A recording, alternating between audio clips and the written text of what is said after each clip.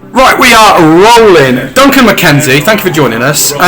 First things first, much as you've got this illustrious career of Leeds, Everton, Forest, we are a Mansfield Town-based company, and I know you played for the Stags, so it would be remiss of me not to ask you about your memories of Mansfield Town.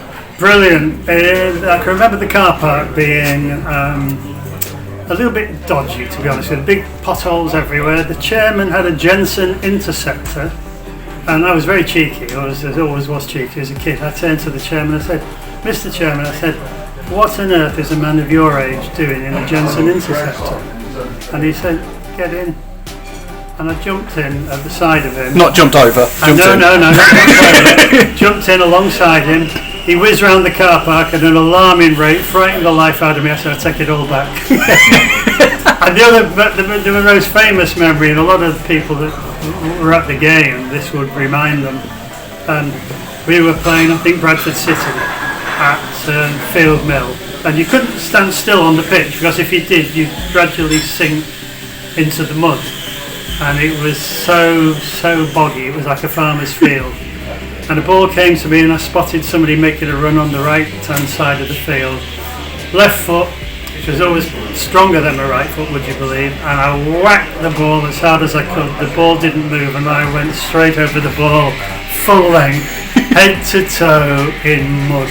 You know, it was absolutely hilarious for the people watching. You can imagine everybody stopped on the pitch, they all started laughing, the crowd were laughing, but there were good moments. I was fortunate. Johnny Quigley, who was a wonderful player, played in the 1959 FA Cup final with Nottingham Forest.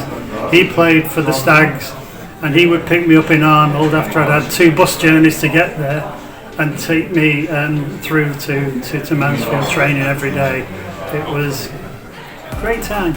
That's such a different story to what modern footballers go through now, like 2 buses and a lift. Well, it is. I mean, I was so fortunate. I played the best time there ever was through the 70s. You might think playing against Manchester United for £12 for your weekly wage, and £2 a win and £1 a draw for the bonuses. Sounds pathetic, which it probably was at that time. I look back and think it was the best time ever to play football because you and the fans were one. You went for a pint with the fans. There was no invasion of your privacy whatsoever.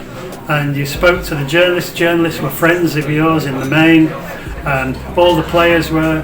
You played against teams that tried to kick 10 bells of hell out of you, and at the end of the game you all went out for a pint. And what is so different to today, we are still all friends.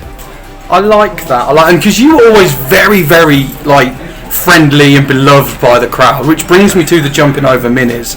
I have to ask you about it because for me, I'm 40 years old. To me, I would never see a footballer do that. Then I see Duncan McKenzie's doing this, and my dad's always told me, I've heard about it, and it's like, how did that come about? Well, it came about because we used to train down the side of the River Trent, Boots' training ground. Mm-hmm. Now you have to appreciate, in those days, we're talking now 60s, there were only 2 places in Nottingham where they were fit to train. Cricket, you went to Raleigh. Yeah. Football, you went to Boots for the training ground. So we had to jog down the pitch about a mile, about half a mile to a mile, and go training there on Boots' training ground. There was a little turnstile that the players had to go through, queue up and go through to get in there. Now that was all well and good going into training. When we came back, if you didn't get out quickly, you didn't get back to the training ground and the dressing room quick enough to get yourself a drink of orange. Seriously, the big guys would be in there and you'd be blocked out. And I was never a big lad, so I was never going to be fighting for those. So what happened was then, was they had a huge hedge, which was not far off my own height. And I used to hurdle the hedge, and the players could not believe the height I could generate when I was jumping.